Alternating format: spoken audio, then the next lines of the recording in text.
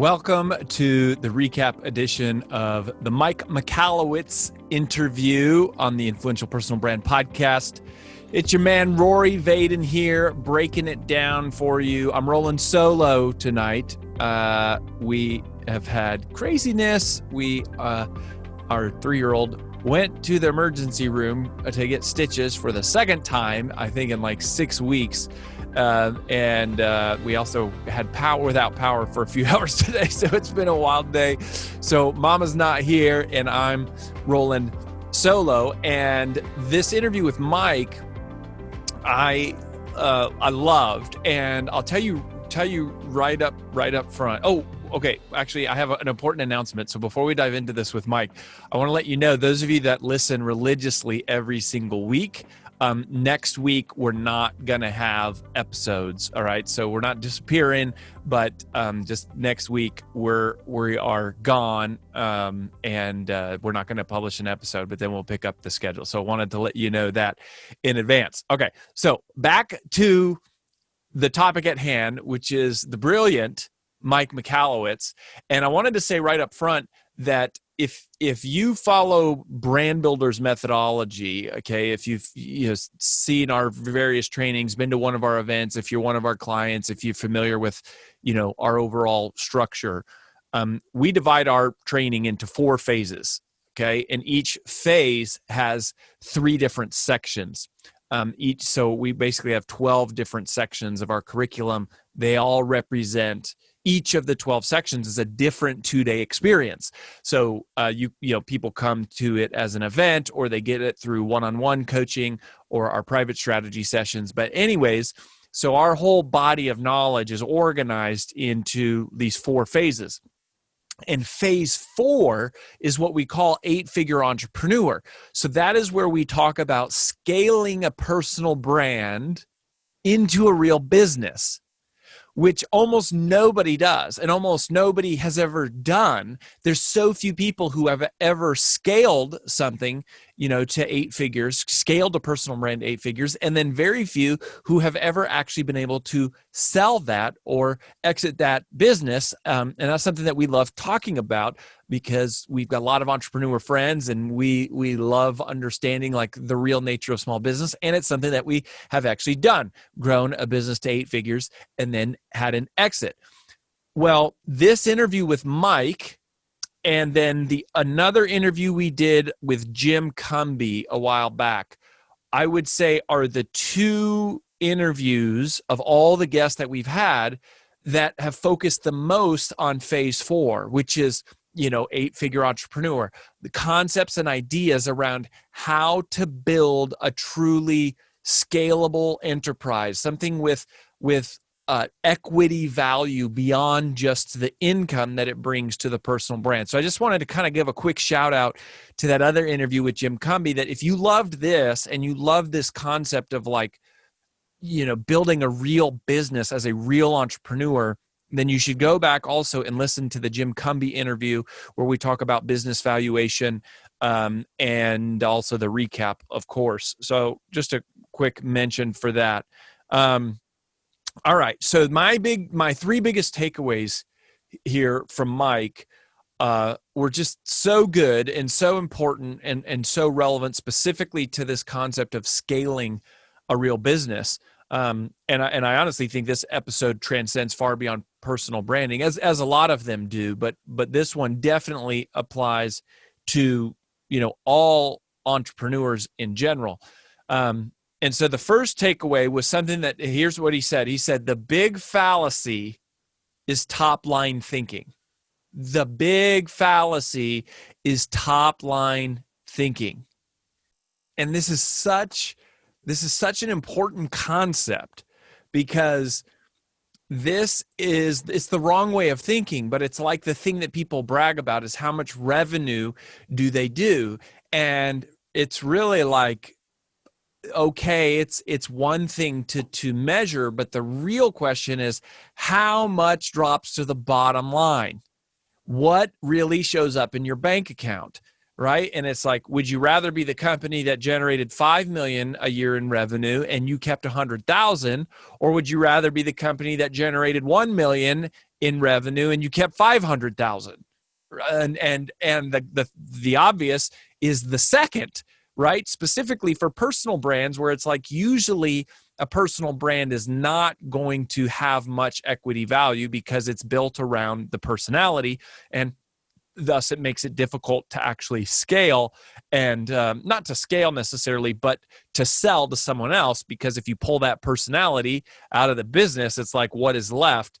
That's challenging, which we'll talk about. But this concept of focusing on profit, right? And like you hear this all the time too, of like, oh, they did a 7-figure launch, and immediately we go, whoa, 7-figure launch, right? It's not that 7-figure launches are bad. 7-figure launches are great. But in your mind, it's like this thing that people brag about, and you go, well, okay, well, wait a minute. So if you did a 7-figure launch and you had affiliates and you paid 50% to your affiliates, now you're down automatically to $500,000. And then you go, all right, and you look at all the vendors you had to hire to pull it off. And maybe you had copywriters and video editors and video production crew and staging, and, it depends on everything that went into it. And it's like, I don't know, maybe you spent $100,000 to make it. And then you go, all right, how much did you run in paid traffic, right? And so you go, well, I had to run $250,000 in ads. And so now I got 250,000 there and 100,000. And so it's like, well, my $1 million launch really wasn't, it's $1 million in revenue, but 500,000 out the door to affiliates, $250,000 out the door to Facebook, another 100,000 in expenses. What I really had was $150,000. And then after I pay my team and my staff and all of my overhead, it's like, what's really left? So, it's just a good reminder to don't be impressed by external sort of frivolous numbers, and don't be intimidated by them. I think it's kind of similar to social media followers, is we can be so infatuated with how many followers that somebody has, right? And you go, oh my gosh, they got, let's just say 100,000. You go, they have 100,000 followers. That's amazing. But when they post something on social, because of the algorithms, that 100,000 followers might actually legitimately get viewed by 2,000 or 3,000 people. So it's not that that's bad, right? That's why wouldn't you want to have more? You would. I'm not saying that it's not. I'm not saying that it's bad at all. But I'm saying if you had a choice between 100,000 social media followers, of which 2,000 or 3,000 of those might actually see your post, versus building an email list of 20,000 followers, where you send an email and you get, let's say, a 20% open rate. So that means you're reaching 4,000 people every time you send an email to 20,000, and you only, quote unquote, only have 20,000 on your email list. So it's like, what really matters at the end of the day, right, is what's the real impact we're making? What is the net result, the net gain, not just the fancy superfluous kind of numbers. And the other thing is that I think personal brands are a lot like golfers, which is they lie about their score all the time. I mean, personal brands I don't mean to like harp on our space too much, but I say this delicately, but man, there's a lot of dishonesty in what people report, right? People will say crazy stuff. I mean, they'll say crazy things like, oh yeah, I've sold 100,000 copies of my book. And it's like, well, and it's like, oh, I sold them in the back of the room. And it's like, well, by my count, that means, even if you're doing really great, you got to be in front of about 500,000 people in audiences to sell that much in the back of the room. So, it's maybe not that likely. And I'm not harping on anybody. I'm just saying, for you, don't be impressed by fake numbers. Don't be impressed by things that don't matter. Focus on the things that really matter. It's not revenue, it's profit. It's not followers, it's engagement, right? It's not like any of these there's so many of these indicators. It's not what people are saying, it's what they're actually doing. And be focused on real impact and real reach, and don't be intimidated or impressed too much by the external, and don't allow yourself to be caught up in like, oh, we made a lot of revenue, and at the end of the day it's like I had no money left over. All right, so that's the first thing, the big fallacy of top line thinking. The second thing, which is very much related to an 8-figure entrepreneur concept, is he said the number one driver of a healthy business is the removal of the dependency of that business on the founder. And this is true. This is the whole crux of our 8-figure entrepreneur event, which is the problem is dependency. Now, if you're early in your brand journey, you might want to just skip past this because it's so advanced. It's not like relevant to most people until much later.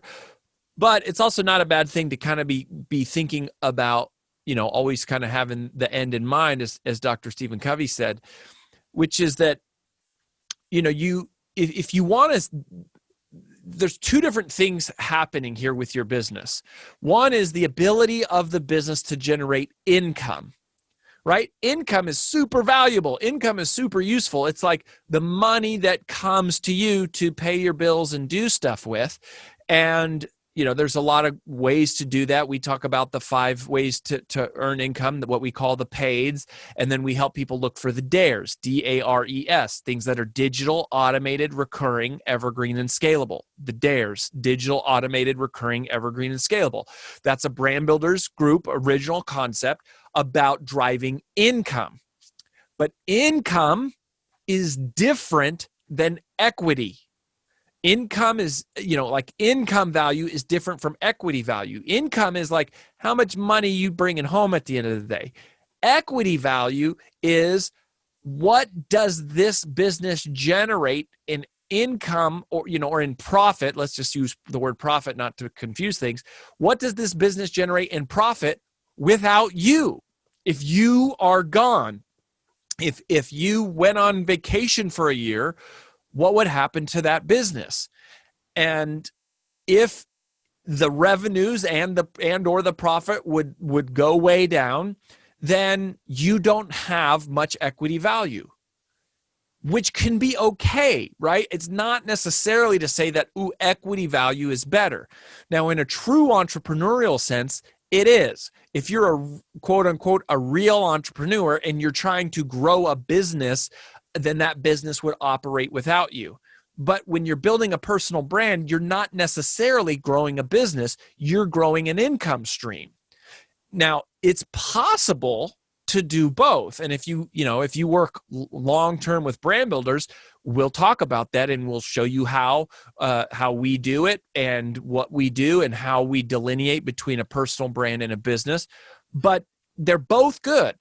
And they're both important, and sometimes they compete against each other, because sometimes the way that you build the equity value is to give up income and to reinvest money into the business, into hiring more staff and training and operations and policies and procedures and people, right? But if you want income, it's like, no, I'm just trying to throw off as much income as I can. So it's not that one is better than the other.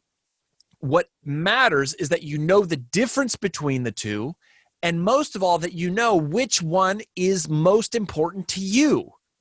And that gets back to why we do one-on-one coaching, because there's not a right answer. There is a right way and a wrong way to execute certain skills involved in running a business and in building a personal brand. But which skills you need, which strategy you deploy, is dependent entirely upon you. So you can't necessarily just take blanket advice that is out there for everybody and apply it directly to you. The answer is it depends. Should you have a podcast? It depends. Should you launch a book? It depends. Should it be self-published or commercially published? It depends. Now, do we know how to do all those? Yes. But which path you take is dependent upon everything in your life. What you care about, what you love doing, how much money you have in the bank, how much money you need to make, what are your long-term goals? Like, what do you want to happen with the business one day when you die? I mean, all of those are individual factors, but you need to understand the difference of the two. And when we take off the personal brand hat, which is really about income, most personal brands drive income, and we put on the true entrepreneur business hat, which is what Mike Michalowicz talks about and is really known for, and it's what phase 4 of Brand Builders Group is all about, which is building true equity value, not just income value, but equity value. Those are two different conversations. And when you talk about building equity value, it's ironic that what got you here as a successful personal brand won't get you there as a thriving, scaling a business with true equity value, because the more the business is dependent upon you being there, the less equity value it has. Now, there's lots of things you can do to mitigate that or to maximize that, but you need to know the difference between income value and equity value. And when you're talking equity value, it's all about, if it's dependent on you, you don't have equity value. So that was really a clear point for me, a reminder, a refresher, and just something that was salient that I thought, we need to make sure that that's clear for everyone, including myself, right? Just talking this out and going, let's always be reminded of this long-term impact. And then the third thing that Mike said, which I've never heard him say, and it sounds like this is a subject of his new book, but really hit me hard, and it hit AJ hard as well. Even though AJ's not here doing the debrief, she listened to the interview and she loved it. And here's what he said. He said, the biggest challenge that entrepreneurs face is knowing what the biggest challenge is that needs to be fixed. The biggest challenge that entrepreneurs face is knowing what the biggest challenge is that needs to be fixed. And I think that is fascinating, right? I think that is a super interesting thought. I'm really interested to see what Mike, how he lays this out in his new book. And I think it is super important, because if you don't know what is the next biggest challenge in your business, then what you do is you dilute all of your resources and your energy and your focus trying to solve a lot of different things, a lot of insignificant things, a lot of trivial things. And this is where I think the focus funnel from my TED Talk, How to Multiply Time, and my second book, Procrastinating on Purpose, where we invented the focus funnel and we presented it. The focus funnel is meant to help people figure out, what is my next most significant thing? What is the most important use of my time today? What is the thing that multiplies my time? And how do you multiply time? It's very simple. And we invented this concept. Well, we invented the concept. We articulated it as you multiply time by spending time on things today that create more time tomorrow. That's it. That's the subject of my whole second book, Procrastinating on Purpose, and the TED Talk, How to Multiply Time, which are both based on this concept. So the focus funnel, which is the tool that we introduced in my TED Talk, helps you identify what that is. And I haven't read Mike's new book. I'm really interested to see it. But I really think that insight that he shared is super important, super powerful, of going, not just solving every problem that exists in your business, but asking, which problem is the most significant to solve? Which is the next most significant thing?